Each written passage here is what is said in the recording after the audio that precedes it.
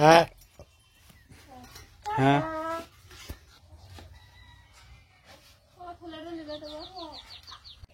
মামন তাড়াতাড়ি এসো তাড়াতাড়ি এসো। ও বাড়ি চলে গিয়েছো?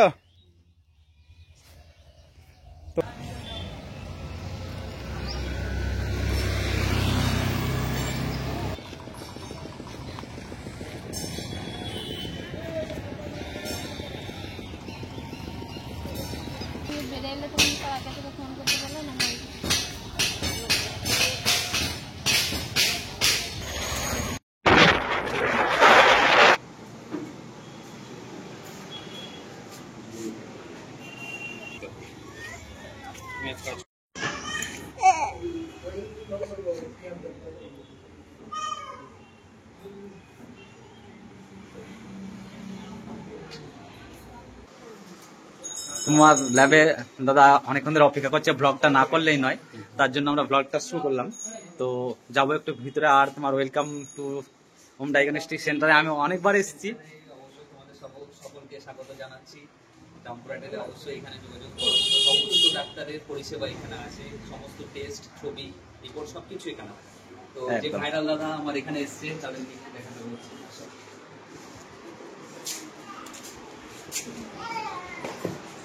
তো অনেক প্রতীক্ষার পর দেখো প্রসমিত বলছিল যে হয়তো অনেক আগে একটা ভিডিও পোস্ট করেছে, তো সেই ভিডিওটাই উল্লেখ করেছে যে আমি অনেক মানে কি বলবো ভাইরাল দাদা দিদির অপেক্ষায় আছি। এবার বলো তুমি কতটা খুশি যে তোমার ল্যাবে আজকে দাদা? বহুত খুশি, ভাবতে পারবে না আমি এত খুশি। আমি সবাইকে বলে রেখেছি, কিন্তু মানে এমন একটা টাইমে এসেছে, টাইমটা দেখাও যে টাইমটায় মানে সবাই অ্যাক্টিভ আছে কাজের মধ্যে, ডাক্তাররা সব অ্যাক্টিভ, সুতরাং বিরোধে পারছে না কেউ, না তো অনেকজন দেখা করার অপেক্ষায় আছে। তো পাশের ল্যাবে দিদিরা বলেছে যদি পারো একটু দেখা করেই নিয়েছি পাশের দিদিরা। হ্যাঁ হ্যাঁ হ্যাঁ দেখা অবশ্যই। ঠিক আছে। আর বন্ধুরা আমরা তো রিপোর্ট করাতে এসেছি, ডাক্তার দেখিয়েছি কিছুদিন আর রিপোর্ট করাতে এসেছি, এডি ল্যাবে এসেছি, খুব খুশি হলো আজকে এডি ল্যাবে এসেছি। আর কিছু কিছু এক্সরে সেগুলো তো বাইরে কিছু করে এলাম, আর বাবা গেছে দেখাতে রিপোর্টগুলো। বাবা এখন ঘুরে আসুক, তারপর আমরা একসঙ্গে বেরিয়ে যাবো। তো এখানে এসে খুব খুশি লাগলো, কিন্তু ফার্স্ট টাইম এলাম এখানে এল ল্যাবে। আর এর সঙ্গে তো অন্য দিকে পড়েছিল, আগে ছবি তো ভিডিওতে দেখে থাকবে। আমি তো কিছুদিন ধরে দেখো ভিডিওগুলো টুকটাক করে থাকি। আজকে মনে হচ্ছে যেন আমি প্রথম এতটা কম সাউন্ডে ভিডিও মানে পাচ্ছি। কেন বলো তো? গলাটা ঠান্ডা লেগেছে না, বলো বুঝতে? অনেকটা গলার প্রবলেম আসছে, মনে হচ্ছে যেন আমার শরীরের প্রবলেম তো নিজেরও আছে, মামুনের আছে, বাবার তো অবশ্যই, তিনজনের পেন্সিল তো অবশ্যই বুঝতে পারছি। আমরা একটু বাইরে যাবো, আর অনেক অপেক্ষা করছে অবশ্যই শুনলে। আর এই ল্যাবটাই আমি অনেকবার এসেছি, দাদাদেরকে পেয়ে তুমি কতটা খুশি একবার ভালো শুধু আমি যে সময় দিতে পারছি না। হ্যাঁ ঠিক আছে, না না তা অনেক সময় দিলে, ঠিক আছে, অনেক সময় দিলে আমাদের পিছনে আজকে অনেক টাইমটা বোধহয় বড় হয়ে যাবে। আমার ভালো লাগছে তোমাদের যেটুকু সময় দিতে পারবো। আমাদের পিকনিকেও গেছিল, আমরা তো একসঙ্গে উন্নত। আর প্রশ্ন বলে যে বাড়িতে নিয়ে আসবে কবে, বাড়িতে নিয়ে আসবে কবে? একদিন সময় করে এসো আমার বাড়িতে, অবশ্যই যাবো। বাবা মামুন এখন সুস্থ হোক, সুস্থ হোক। শুধু আমার বাড়ি নয়, আমার কর্করায় অনেক ফ্যামিলি তোমাদেরকে দেখতে চায়। কিছু আছে বাইরে রিপোর্ট গুলো? হ্যাঁ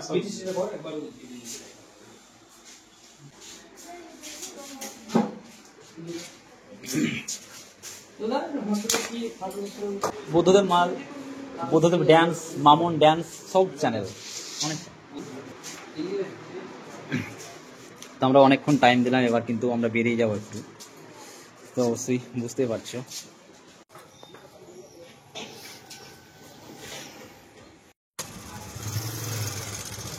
আমাদের খিদে পেয়ে গেল, তো ওই জন্য পেট তো সব মানে, কিন্তু পেট তো মানে না। হ্যাঁ পেট তো মানে না, তো সেই কারণে আমরা কিন্তু পেটের দায়ে চলে এসেছি, পেটের জন্যই সব, তাই কারণে আমরা চলে এসেছিলাম সেই ইয়েতে যাবে। আর খাওয়া দাওয়া শুরু করবো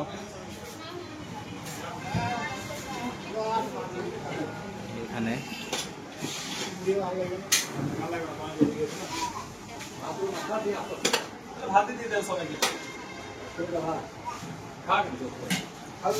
সব মানে কিন্তু পেট মানে না, তার জন্য দিদি সেই না খায় খেয়ে বসে আছে। মানে সকাল থেকে ছবি করার জন্য না খেতে হয়েছিল, না খেয়ে থাকার কারণে কিন্তু শরীরটা অনেকটা আরো দুর্বল লাগছে। আর বললে হবে না, অনেকটা টাইম হয়ে গেছে। আর সত্যি কথা বলো, তুমি খেয়েছো? আমিও খেয়েছি। ও তুমি খাওনি? তাহলে কিছু করার না, কিন্তু আমরা তো খেয়েছি। এটা ছোটটা ছিল বলে খাওয়াটা হয়নি। হ্যাঁ, আজকে সকালে খেয়ে নিলাম। সব মানে কিন্তু পেট মানে না। পেট মানে না, একদম। যেটাই যাই করি না কোনো পেটকে কিন্তু খেতে দিতেই হবে, নইলে কিছু করার থাকে না। বন্ধুরা আমরা তো এই মুহূর্তে বাড়ি পৌঁছে গেলাম। আর তোমরা তো দেখলে যে আমরা রিপোর্ট করতে গেছিলাম, বাবার ডাক্তার দেখাতে গেছিলাম। কারণ বাবার প্রত্যেকটা দিন সকালবেলাতে অনেক শ্বাসকষ্ট অনেক প্রবলেম হচ্ছে। তো 1-1.5 ঘন্টা করে খুবই প্রবলেম হয়। তো এটা আগে ছিল না, এখন কিছুদিন থেকে হচ্ছে। তো কিছুদিন আগেও ডাক্তার দেখিয়েছি, 2-3 বার দেখিয়েছি। তো আজকে আবার নিয়ে গেছিলাম ডাক্তার দেখাতে। আর মামনের আর আমার একদিনে ডাক্তার দেখিয়েছি প্রায় 4-5 দিন আগে। তো কিছু কিছু রিপোর্ট দিয়েছিল। তো এই বুকের ছবি, রক্ত পরীক্ষা এইগুলো আমার ছিল। আর এটা মামনের পেটের ছবি ছিল, রক্ত পরীক্ষা ছিল, এইগুলো ছিল আর কি। তো তোমরা দেখতে পাচ্ছ মামনের শরীরটা কত আগেকার থেকে অনেকটা খারাপ হয়ে গেছে। খুব দুর্বল অবস্থা ওর। আর কিছুদিন থেকে ডান্সের ভিডিও আমরা আনতে পারছি না, তার কারণ এমনিতে তো আমার পায়ের তো প্রবলেম তো আছে, ওই জন্য ডান্স করতে পারি না। সেই জন্য এখন 3 মাস থেকে রেস্টে আছি। আর মামন একা ডান্স করতো, সেটা এখন মামন তো আর পারছে না। মামন বলছে যে কিছুদিন আগে একটা গান পোস্ট করেছিলাম, অবশ্যই দেখে থাকবে, ওইটা লাস্ট ডান্স। তো একটা ডান্স করতে গিয়ে মামুন বলছে যে আমার বুকের ভেতর মানুষে কি বলবো, কি করছিল যেন ধর করছিল নাকি, হ্যাঁ খুব শরীর দুর্বল, মানে হাইলছে। তো বলছি যে না আমি ডান্স করতে পারবো না।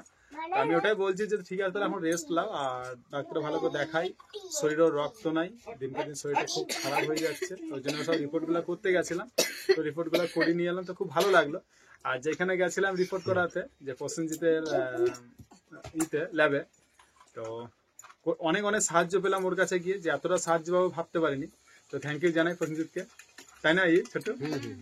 তো আর যে রিপোর্ট গুলো হয়েছে ওইগুলো যেগুলো দেওয়া সেগুলো দিয়ে দিয়েছে আজকে। কিছু কিছু রিপোর্ট এখনো বাকি পড়ে আছে, ওটা কালকে পরশু দিয়ে দিবে। আর আমাদের আসতে এত টাইম হলো না।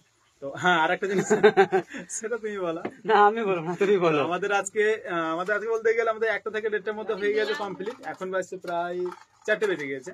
তো বিষ্ণুপুরে ওষুধের দোকান গেছিলাম, ওষুধ আনতে গেছিলাম, বিষ্ণুপুরে নিলাম। তো ওইখানে অনেকেই, একজন বলছে আমার বাড়ি চলো, বলছে আমার বাড়ি চলো, এই বলছে প্রায় 4 থেকে 5টা বাড়ির মানে গেছিলাম সবার সঙ্গে দেখা করতে।